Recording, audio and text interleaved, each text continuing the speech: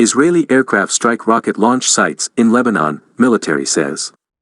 Israeli jets struck what its military said were rocket launch sites in Lebanon early on Thursday in response to 2 rockets fired towards Israel from Lebanese territory, in an escalation of cross-border hostilities amid heightened friction with Iran. The rockets launched from Lebanon on Wednesday struck open areas in northern Israel, causing brush fires along the hilly frontier. There was no claim of responsibility for the attack, which came from an area of South Lebanon under the sway of Iranian-backed Hezbollah guerrillas.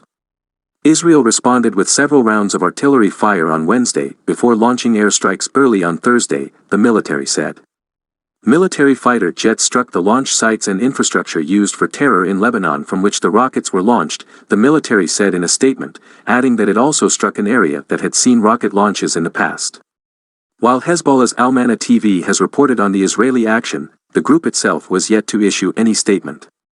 Shortly after the strikes, Al-Mana TV said that Israeli warplanes had carried out 2 raids on the outskirts of the Lebanese town of Mahmudiyah, about 12 kilometers from the Israeli border.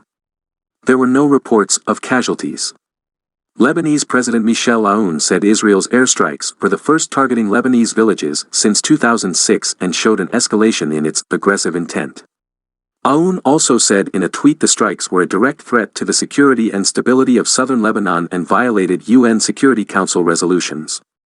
Speaking to Israel's Ynet TV, Defense Minister Benny Gantz said, "This was an attack meant to send a message.